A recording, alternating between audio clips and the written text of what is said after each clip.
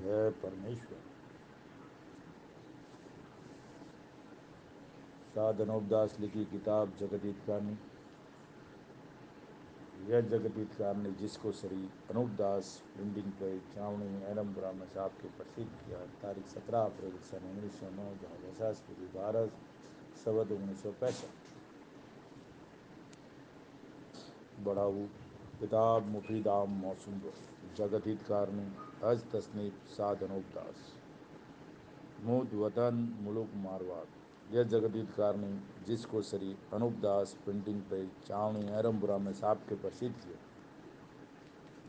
तारीख 17 अप्रैल सन 1909 जहाँ वैशाखपुरी भारत संवत 1965। श्री जगत हितकारिणी इलतमास। यह किताब मैंने फ़ायदा आम के वास्ते मेहनत तमाम और बहुत से रुपया खर्च करके तैयार की। इस वास्ते सब सज्जनों से ये प्रार्थना है कि इस किताब को तमाम व कमाल व हरूप व गौर तमाम पढ़े और सोचे समझे इन बनियों के जाल से बचे। परमात्मा ने नम हजार हजार शुक्र है उस ज्योति स्वरूप निरंजन निराकार का है कि जिसने जमीन व आसमान को बनाया और तमाम सृष्टि को पैदा किया, परंतु उसकी कारीगरी का भेद किसी पर जाहिर नहीं हुआ कि क्या भेद है। फिर मेरी जबान से ईश्वर परमात्मा की तारीफ अदा नहीं हो सकती। और दूसरा मजमून पद और समुद्र के है सो कलम से लिखा जाता है कि जो करतब मैंने इन सौदागर माजदान के देखे वो अजब तरह के नजर आए, जिससे मुझ गरीब साध अनूपदास को तमाम जान के हिंदू मुसलमान साध संत पंडित फकीर और मुल्कों के राजा महाराजा और सातों आठों सब विलायतों के बादशाह दिगर अंग्रेज वगैरह की खिदमत में हाथ जोड़कर अर्ज करना लाजिम आया कि जिसको जादूशाला और राक्षस विद्या और काफिर विद्या और इंद्रजाल कहते हैं, वो एक किस्म का पाप है कि जिस तरह से रावण ने चलाया था और मैं और मौत को कब्जे में कर ली थी, पाप के सबब से यानी होम करा के बुद्धि भी भ्रष्ट कर दी थी। इंद्रजाल के पाप से और काल वगैरह पड़ा करके लक्ष्मी अपने काबू में करके लंका में ले गया था। और उसी तरह से हिरणाकंस राजा ने भी चलाया था और उसी तरह से कंस राजा ने भी चलाया था और उसी तरह से कारून बादशाह ने भी चलाया था। और रावण हिनाकंस कंस कारून वगैरह की तरह से बल राजा के बाद से इन सौदागर महाजनान ने भी राक्षस विद्या का पाप चलाया है। सो इन बनियों ने भी मेघ और मौत को सारे कर लिए और बुद्धि भी भ्रष्ट कर दिए पाप के सबब से कि जिस दिन से इस हिंदुस्तान में काल पढ़ाना बल राजा के बाद से शुरू किया है, सो इन्होंने भी काल पड़ा के रावण वगैरह की तरह से लक्ष्मी और धन काबू में कर लिया और जहाज़ों में लाद लाद के दरियाओं के पार ले गए है कि जैसे रावण लंका में ले गया था उसी तरह से ये बनिए भी दरियाओं के पार ले गई है। सो ये राक्षसी पाप धन लेने के वास्ते काल बढ़ाने का पाप चलाया है। सो धन हिंदुस्तान का तो काबू में कर लिया है, परंतु धन हिंदुस्तान में बहुत था और अलावा इसके दूसरी बादशाहों में बहुत था, जिसका सबूत वेद की किताबों में लिखा है कि सतयुग में सोने का ठाठ और पाठ था। गरीब गुरबा के घर में सोने चांदी के बर्तन थे और पग पग पर रत्नों की खाने सुनी जाती थी, जिसकी कुछ गिनती नहीं हो सकती थी। सो राजा बादशाहों के टोटा किस बात का था। इस सबब से तमाम खलकतों को यकीन दिलाया जाता है कि बल राजा के ज़माने तक मौजूद होने खाने सोना चांदी वगैरह के सज्जुग रहा, क्योंकि उस ज़माने में चांदी सोने का ठाठ और पाठ था और धान वगैरह भी बहुत होता था, क्योंकि सतयुग में काल वगैरह नहीं पड़ता था, इससे धान वगैरह सतयुग में बहुत होता था। जब से इन महाजनान ने काल बढ़ाना शुरू किया है, जिस दिन से दिन दिन जमाना बुरा होता जाता और काल वगैरह ये बनिए लोग नहीं बढ़ावे तो सदा सतयुग ही है, परंतु बल राजा के बाद से जो तरह तरह के रोग और काल वगैरह पढ़ाने शुरू किए हैं, जब से धन दुनिया का खींच रही है और सबको निर्धन कर दिया है, बल्कि दिन दिन बुरा होता जाता है। सो यह फितूर सौदागरान के राक्षसी पाप का है, क्योंकि इन्हों की दुकानें दूसरी बादशाहों में पहुंच गई है। सो अब उनके बाल बच्चों को गारत करके उनका धन भी काबू में करेंगी कि जिस तरह से हिंदुस्तान को गारत कर दिया है, उसी तरह से दूसरी बादशाहों को भी गारत करेंगी। और अलावा इसके जिन जिन बादशाहों को हिंदुस्तान में लाना चाहते हैं, तो हिंदुस्तान का लोभ बता बता के सब बादशाहों को गारत करेंगे और आप मिले के मिले रहते। और हिंदू मुसलमानों के बच्चों को दूसरी विलायतों से मरवा देते हैं और अपने बच्चों को बचाए रखते हैं और हौले हौले आखिर में सातों आठों विलायतों को गारत करवा देंगी, जैसे कि रावण ने दुनिया के गारत करने को जाल चलाया था कि सब विलायतों में जब थोड़े से आदमी रह जाएंगी, जब मेरा चार कूट में राज हो जाएगा तो कोई मेरा राज छीन नहीं सकेगा। उसी तरह से इन बनियों ने भी यही सोच कर ये जाल चलाया है और पहले ही सबकी अकल अपने राक्षसी पाप से खराब कर देते हैं, क्योंकि सातों आठों विलायतों के लोग हिंदुस्तान के लोभ के वास्ते आपस में लड़ लड़ के गारद हो जाएंगी। जब सातों आठों और सब विलायतों में आदमी थोड़े रह जाएंगी तो चार घूट में हमारे बच्चों का राज हो जाएगा, तो फिर हमारा राज कोई नहीं छीन सकेगा। जब सब विलायतों में आदमी थोड़े रह जाएंगी और ये बनिए ये जानते हैं कि हमारी औलाद ज़्यादा रह जाएगी, तो फिर हमारा राज कोई नहीं छीन सकेगा। सो तो दुनिया में हिंदुओं में कहते हैं कि ऐसा खड़जग आवेगा कि 100 कोस पर एक छोटा सा गावड़ा मिलेगा, और मुसलमानों में ये कहते हैं कि 100वीं सदी ऐसा बुरा वक्त आवेगा कि काल वगैरह बहुत होगा और रिजक वगैरह कम होगा, तो आदमी को आदमी खाने लगेगा। सो पहले से ही ऐसी ऐसी बातें दुनिया में चला दी है। सो दुनिया में अच्छे अच्छे बड़े गुणी लोग कहते हैं, सो जैसे दुनिया में बुरा होने के पहले से बात चलाई है उसी के मुताबिक दुनिया के नाम का इंद्रजाल का पाप कराते हैं, वैसा ही बुरा हो जाता है। और ये ऐसी ऐसी बातें बुरा होने की चलाई तो बनियों ने है और अगले सदी लोगों के सर अपने बचाव के वास्ते रख देते हैं। सो वो लोग तो हमारे तुम्हारे मुताबिक आदमी बंदा थे, क्योंकि रचना तो पैदा करनते ने रचिए, उस पैदा करनते ने अपने नाम के वास्ते, क्योंकि वो तो पैदा करनता सब संसार और विलायतों के ऊपर दया रखते। ये तो काफरी पाप और इंद्रजाल का पाप करने वाले बेईमान पाप कराते हैं, जिससे दुनिया में बुरा होता है। और काफरी पाप और इंद्रजाल का पाप दुनिया में कई बार चलाया है और दुनिया ने दुख पाकर छोड़ाया है। जब दुनिया की औलाद बची है और ये कदीमी जाल यानी ठेठ से बनियों का ही है और बनिए लोगों ने ही चलाया है। और रावण हन्नाकंच और कंस कारून वगैरह को अपने पाप में से थोड़ा थोड़ा सिखा करके इन बनियों ने जाल में डाल के मरा दिए और तमाम कदीमी जाल अपने पास ही रखते हैं और वो पाप जोड़े नहीं आने देते हैं और इनका जाल पकड़ा नहीं जाता है। इस सबब से दुनिया में दुख रहता जाता है, क्योंकि इनका पाप आलोप है, इससे मालूम नहीं हो सकता है। और जो मेरे को इन्होंने सम्मामुख कल्पाया है, जैसे कि रावण ने शनिचर को सम्मामुख कल्पाया था और शनिचर को मालूम पड़ी और संसार को वाकिफ किया था, उसी तरह से मेरे को भी सम्मामुख कल्पा दे, जिससे मुझको भी मालूम पड़ी है, जिससे आप लोगों को वाकिफ करता हूँ। सो हिंदुस्तान में रावण हरनाकंस कंस कारून वगैरह ने इन बनियों के शामिल ही जन्म पाया था। जब उन्हों को ही खबर नहीं पड़ी तो दूसरी विलायतों के राजा बादशाह को क्या खबर पड़ने देंगी। और सातों आठों विलायतों और अंग्रेज वगैरह के आगे मेरी हाथ जोड़ के अर्ज है कि जब रावण वगैरह को इन बनियों ने खबर नहीं पड़ने दी तो आप लोग तो दूसरी विलायत के हो, आपको किस तरह से खबर पड़ने देंगी। और मैं इस वास्ते लिखता हूँ कि आप लोग तो 8-7 विलायत हो और हिंदुस्तान एक विलायत है, और यहाँ हिंदू मुसलमानों के बच्चे सिवाय इन बनियों के अगर गरीब होकर भी रहेंगे तो जादू से बुद्धि भ्रष्ट करके और आप उसमें लड़ा करके मार देंगी।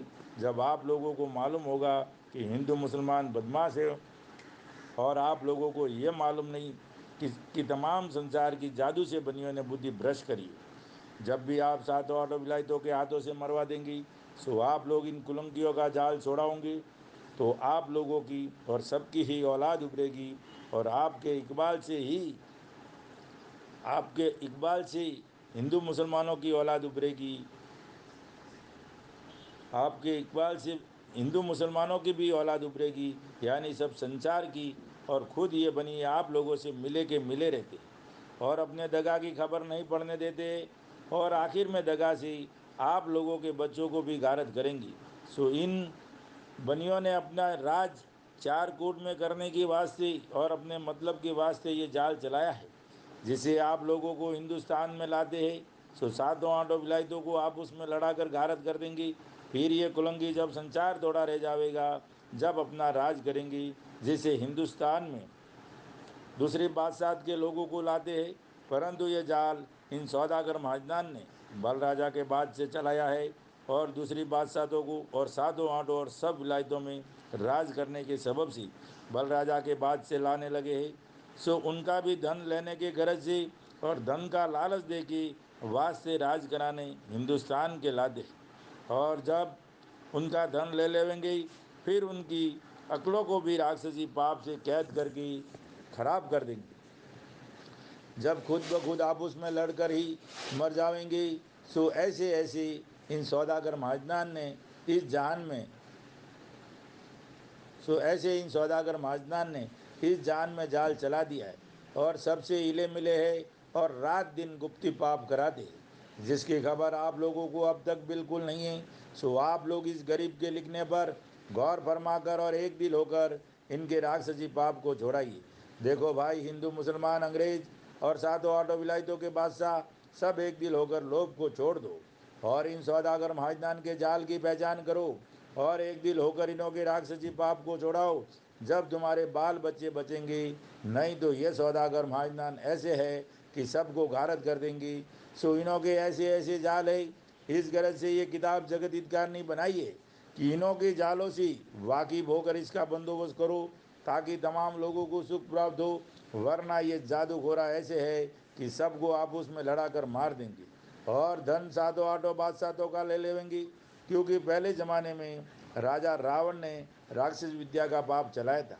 उस जमाने में दुनिया की थोड़ी थोड़ी बुद्धि भ्रष्ट की थी, परंतु उस जमाने में राजा रावण ने शनिश्चर जी महाराज को राक्षस विद्या के पाप में सम्मामुख कल्पाया था और तकलीफ दी थी। जब शनिश्चर जी महाराज ने संसार की गारद होने के सबब से भविष्य से इस बात का जिक्र किया कि तुम्हारा भाई रावण संसार के नाम का गुप्ती पाप कर रहा है, जिससे संसार के लोगों की अकल खराब हो गई है और इसी सबब से तमाम जान में रोगचाला वगैरह फैले हुए। सो आप मेहरबानी करके इस राक्षसी पाप का अपने भाई रावण से बंद कराओ और जो इस राक्षसी पाप का करना बंद ना कराओगे तो रावण के साथ तुम्हारे कुल को भी नुकसान पहुंचाया जाएगा और तकलीफ दी जाएगी, क्योंकि आप रावण के सगे भाई हो और आप लोगों को इनके जालों की अच्छी तरह से वाकफियत है। सो बताओ कि कहाँ पर गुप्ती पाप हो रहा है।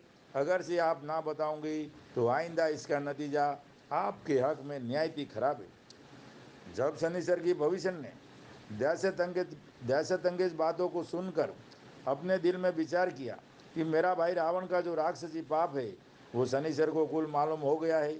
जो इसके बताने में मैंने किसी तरह का फरेब रखा तो ज़रूर मुझको रावण के साथ तकलीफ और नुकसान करा देगा।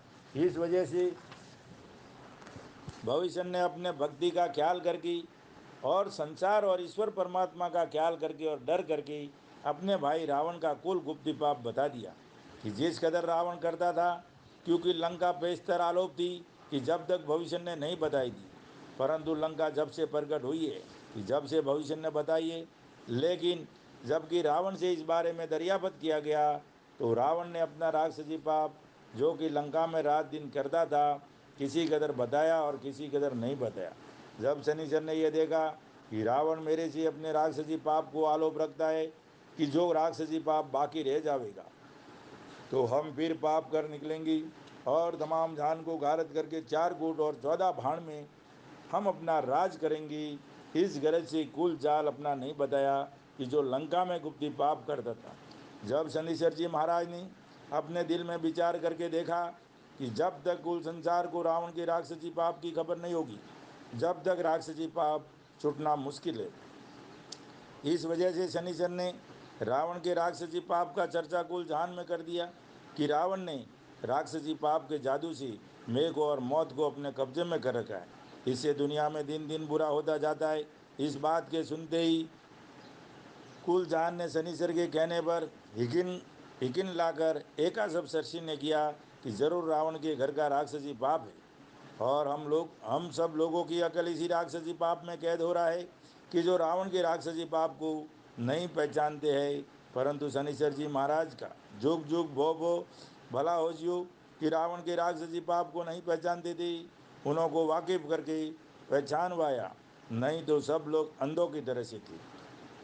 और जो रावण ने शनिश्चर को राक्षसी पाप से नहीं कल पाया होता तो रावण जरूर कुल जान को गारत करके अपना राज कर लेता परंतु शनिचर जी महाराज ने अपने ऊपर दुख पड़ते ही रावण का राक्षसी पाप तमाम जान में प्रकट कर दिया, जिसके सुनने से सब लोग फौरन समझ गई कि जो लंका में रावण राक्षसी पाप करता था उसको तमाम खलकत ने एक दिल होकर बिल्कुल मिटा दिया।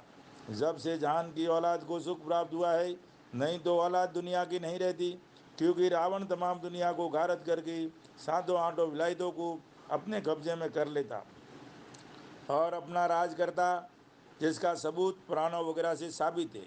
बल्कि राक्षसी वेद की किताबें और टिप्पणी वगैरह चलाए थे और रत्नागर सागर के ऊपर लंका शहर बसाया था कि जहाँ हजारों कोस में पानी भरा पड़ा हुआ है, जिसका हाल पुराणों वगैरह में लिखा है कि रावण ने लंका समुद्र के बीच में आबाद की थी और सुरग नरक बनाया था और 84 लाख कुंडियाँ राजलोक की बनाई थी। सो उन कुंडियों के ऊपर रकेसुरों के नाम, कि जिसकी वजह से लंका में कोई नहीं जा सकता था। जो कोई लंका में जाने के वास्ते समुंदर की तरफ जाता तो जादूशाले से डबो देता और लंका के ऊपर किसी को नहीं जाने देता। और दुनिया ये नहीं जानती थी कि रावण लंका में इंद्रजाल की वजह से नहीं जाने देता है, और जो कि सुपना और ग्रहशाला दुनिया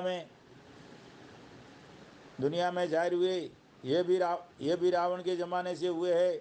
और जो रावण के राक्षसी वेद की किताबें और टिप्पणी वगैरह दुनिया में चला कर की सबकी अक्लों को ख़राब कर दिया था।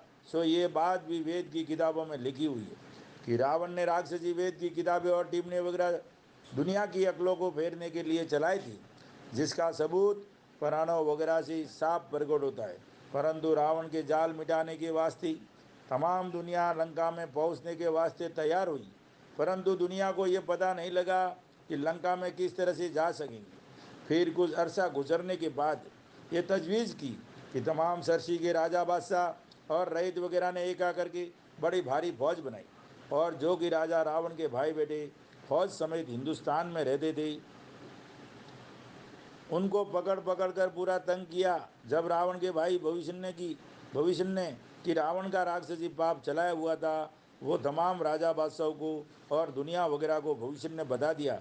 देखो, जबकि शनिचर ने रावण के राक्षसी पाप का पता लगा दिया था और वाकिफ किया जब दुनिया की औलाद बची है, परंतु रावण तमाम दुनिया को मार के धन अपने काबू में कर लेता, तो शनिचर का नाम इस दुनिया के ऊपर सिर्फ नेकी करने की वजह से अमर रहा है कि जो रावण का राक्षसी पाप था उससे दुनिया को बचाई। इसी तरह से ही हरनाकुश ने भी राक्षस विद्या चलाई थी, जब भी तमाम दुनिया की बुद्धि भ्रष्ट हो गई थी। परंतु उसके ज़माने में भी तमाम दुनिया ने और राजा बादशाहों ने एक दिल होकर हरनाकुंज के राक्षसी पाप को छोड़ाया। जब तमाम दुनिया बची है, नहीं तो हरनाकुंज भी तमाम दुनिया को गारद करके धन अपने काबू में कर लेता, और हरनाकुंज ने भी राक्षसी विद्या का सुरग और निरक बनाया था। और अलावा इसके 84 लाख कुंडियाँ भी राजलोक की बनाई थी। सो उन कुंडियों के ऊपर दुनिया के नाम का पाप करता था, इससे दुनिया की अकल खराब हो गई थी। जबकि अरनाकुंज के राक्षसी पाप की खबर दुनिया को नरसिंह जी के कहने से मालूम हुई, जब तमाम संसार ने दिल में विचार करके कहा कि ये जितनी भी खराबियाँ दुनिया में होती है ये कुल हरनाकुंज के राक्षसी पाप का फितूर है। जब भी तमाम राजा बादशाहों ने एक दिल होकर हरनाकुंज के राक्षसी पाप को छोड़ाया, जब तमाम दुनिया बची है, और जो हरनाकुंज का राक्षसी पाप तो हर नहीं मिटता तो हरनाकुंज भी 4 कूट में और 14 भान में अपना राज करता। परंतु संसार ने हित करके हरनाकुंज के राक्षसी पाप को मिटा दिया, इससे दुनिया सलामत रही है। उसके बाद कंस राजा ने भी राक्षसी विद्या का पाप चलाया था, और अलावा इसकी राक्षसी विद्या के वेद और टिप्पणी वगैरह चलाया था, और राक्षसी पाप का सुरग निरक भी बनाया था, और 84 लाख कुंडिया भी राजलोक की बनाई थी। ये बात दुनिया में मशहूर है। परंतु जबकि कंस राजा के राक्षसी पाप की खबर पड़ी, जब तमाम दुनिया के राजा बादशाहों ने एक दिल होकर कंस राजा के राक्षसी पाप को छोड़ाया, जब तमाम दुनिया बची है, नहीं तो कंस राजा भी तमाम दुनिया को मार के धन अपने काबू में कर लेता।